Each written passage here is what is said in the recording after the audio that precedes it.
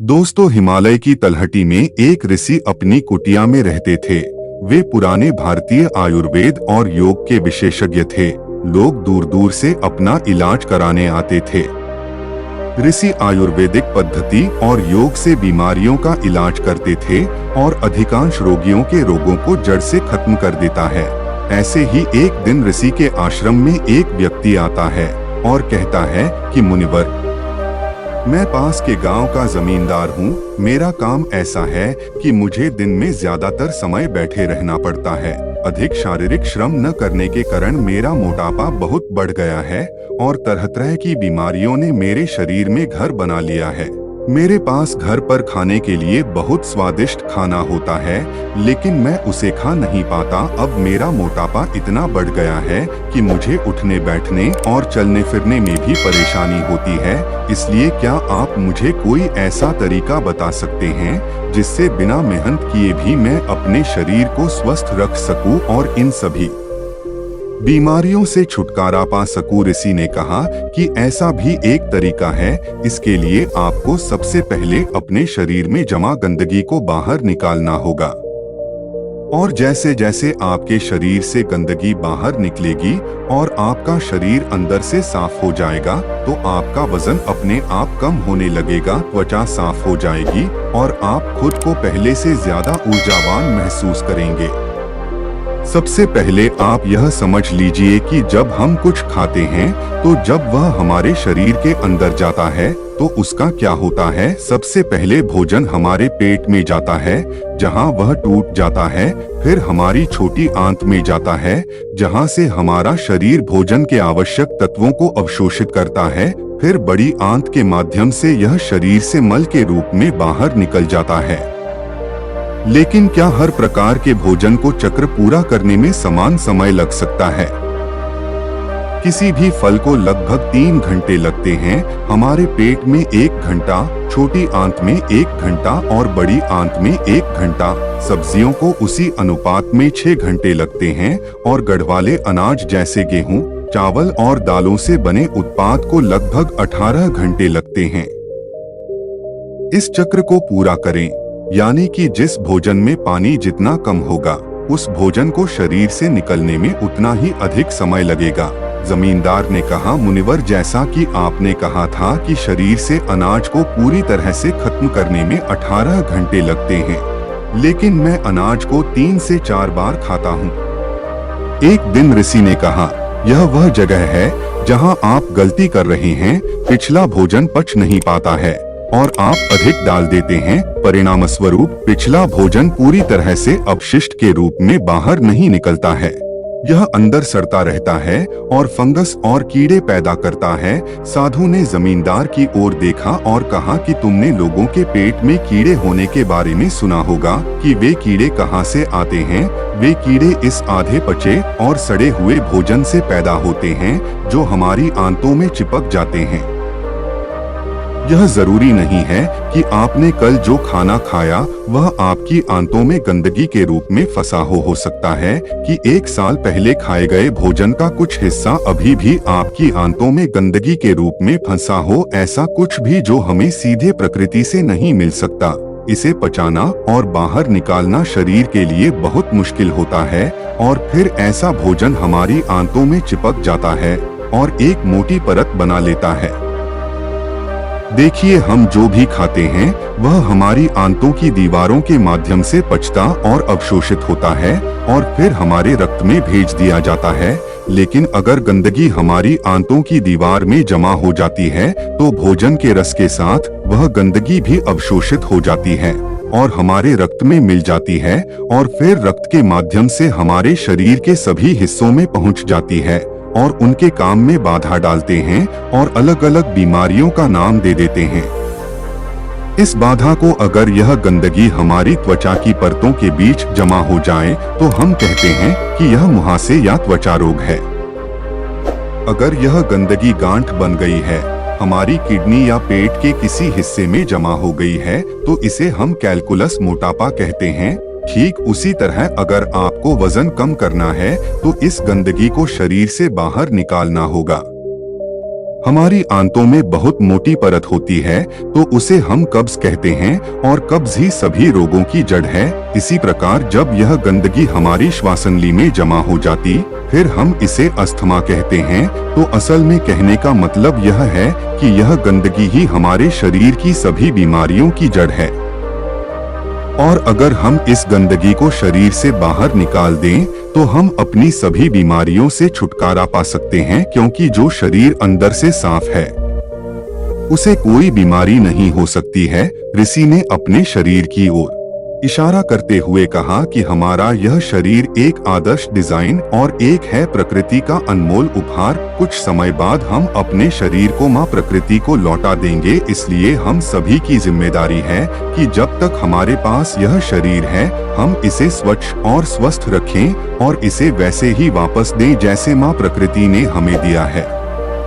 ऋषि ने आगे कहा कि इंसानों ने प्राकृतिक भोजन किया है। पदार्थ लाखों वर्षों तक सीधे रहते हैं, इसलिए मानव पाचन तंत्र भी उसी के अनुसार विकसित हुआ। यानी हमारा शरीर कच्चे प्राकृतिक पदार्थों के लिए बना है, लेकिन अपने स्वाद के चक्कर में हमने इसमें ढेर सारी गंदगी डालनी शुरू कर दी है। तो आपका पहला काम इस गंदगी को शरीर से बाहर निकालना है। और फिर दूसरी बात यह है कि इसमें सही खाना डाला जाए। लेकिन मकान मालिक ने कहा, लेकिन मुनिवर शरीर से गंदगी कैसे बाहर निकाले? ऋषि ने कहा कि इसके लिए सबसे पहले आपको दिन में 16 घंटे का उपवास करना होगा। ऋषि ने जमींदार की ओर देखा और कहा, 16 घंटे का नाम सुनकर डर मत जाना। उपवास आप इसे बहुत आसानी से कर सकते हैं। देखिए, वह शक्ति जो हमारे शरीर के अंदर से गंदगी को बाहर निकालती है, वजन कम करेगी, बीमारी को ठीक करेगी, वह हमारे अंदर है। यह किसी दवा या दवा में नहीं है। और उपवास करके हम उस शक्ति को अपना काम करने के लिए समय देते हैं। देखो, जब एक आदमी की हड्डी टूट जाती है तो हम उस हड्डी को आराम देने के लिए उसे बाहर से बांध देते हैं ताकि वह हड्डी अपनी जगह पर रहे, और कुछ दिनों के बाद वह हड्डी अपने आप जुड़ जाती है। ऐसा नहीं था कि हमने उस हड्डी को जोड़ने के लिए उस पर कोई दवा लगाई थी। तो फिर उस हड्डी को किसने जोड़ा? यह हमारे भीतर की जीवन शक्ति को जोड़ती है।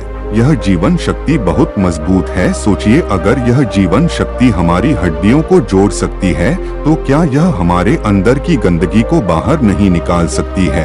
क्या यह पत्थर को नहीं तोड़ सकती है? निश्चित रूप से यह ऐसा कर सकती है। जब जीवन शक्ति ने अपना काम करना शुरू कर दिया है तो यह किसी भी बीमारी को ठीक कर सकता है, चाहे बीमारी कहीं भी हो और कितनी भी पुरानी हो। सबसे पहले आप यह समझ लें कि जीवन शक्ति कैसे काम करती है। जीवन शक्ति एक समय में एक ही काम अच्छे तरीके से कर सकती है, या तो भोजन पचाने का काम, या फिर काम पचाने का काम, आंतरिक मरम्मत का, या शरीर का उपचार। लेकिन अगर वे उपवास करेंगे तो कमजोर हो जाएंगे। लेकिन ऐसा नहीं है। हजारों साल पहले हमारे पूर्वजों के पास भोजन की निरंतरता नहीं थी। कई बार उन्हें कई दिनों तक भूखा रहना पड़ता था। तो इस तरह से मानव शरीर का विकास हुआ है कि उसे समय समय पर उपवास करने की आदत होती है। अजीब बात यह है कि हम हमेशा कुछ न कुछ खाते रहते हैं। हमारे कुछ बौद्धिक पूर्वजों ने इस बात को समझा था कि यदि किसी व्यक्ति को उपवास करने के लिए कहा जाए तो वह उपवास नहीं करेगा, इसलिए उन्होंने उपवास को जोड़ दिया है हमारे धर्म और रीति रिवाजों के साथ, ताकि लोग समय समय पर उपवास रखें।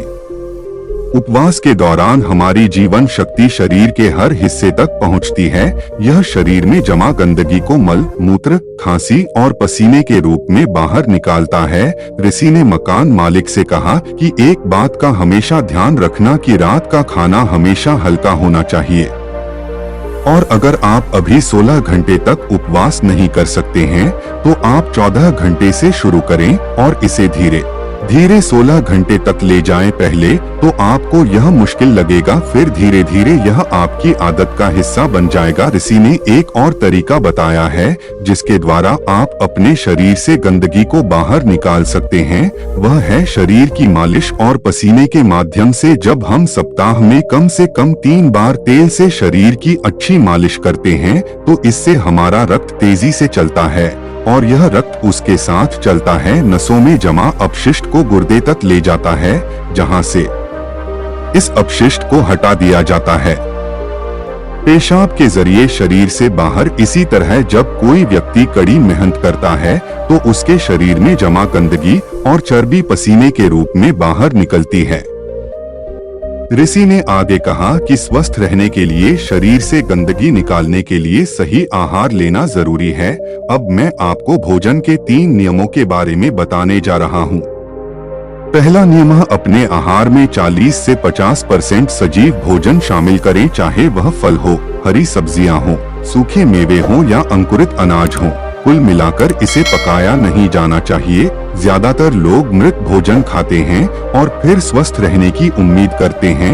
मृत भोजन खाने का मतलब है कि हम किसी मृत चीज से जीवन निकाल रहे हैं, इसलिए इसमें कुछ लगेगा। हमारे शरीर से ऊर्जा निकलती है तो यह हमें ऊर्जा देती है। भोजन को पचाने के लिए आवश्यक सभी पाचक रस न केवल शरीर में पाए जाते हैं बल्कि उस भोजन में भी पाए जाते हैं।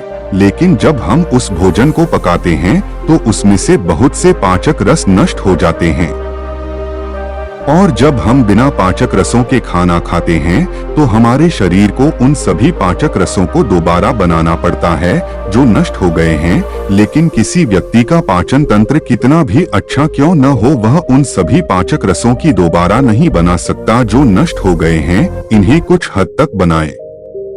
दूसरा नियम, शुद्ध शाकाहारी भोजन खाएं, यानी जो भोजन पेड़ों से मिलता है, जानवरों से नहीं। मांस, मछली, अंडा न खाएं। प्रकृति ने हमारे शरीर को जानवरों को खाने के लिए नहीं बनाया है। तीसरा नियम है, बासी भोजन या लंबे समय तक रखा हुआ भोजन नहीं करना चाहिए। 17वें अध्याय के 10वें श्लोक में भगवान श्री कृष्ण कहते हैं कि जो भोजन पकाया जाता है उसे पकाने के 3 घंटे के भीतर ही खा लेना चाहिए, क्योंकि 3 घंटे के बाद वह भोजन तामसिक हो जाता है और उसमें से जीवन समाप्त होने लगता है। इसीलिए भारतीय यौगिक संस्कृति में पका हुआ भोजन किया जाता है। 3 घंटे से ज्यादा रखा तो खाया नहीं। हमारे पूर्वजों ने भी इसी नियम का पालन किया था, इसलिए खाना सीधे चूल्हे से उनकी थाली में आ जाता था। लेकिन आजकल ज्यादातर लोग सुबह का खाना शाम को खाते हैं और रात का बचा हुआ खाना सुबह खाते हैं और कई बीमारियों को निमंत्रण देते हैं। ऋषि ने जमींदार के चेहरे की ओर देखा और कहा कि यदि तुम नियमों का पालन करोगे तो तुम्हारी बीमारी भी ठीक हो जाएगी और तुम भी ठीक हो जाओगे, स्वस्थ रहें और कभी बीमार न पड़े। तो दोस्तों, उम्मीद करता हूँ आपको इस कहानी से एक अच्छी सीख मिली होगी। यह कहानी आपको कैसी लगी हमें कमेंट बॉक्स में कमेंट करके जरूर बताएं और साथ ही चैनल को भी अवश्य सब्सक्राइब कर ले। साथ ही इस कहानी को अपने दोस्तों के साथ जरूर शेयर करें ताकि उन्हें भी इस कहानी से कुछ सीखने को मिल सके। धन्यवाद।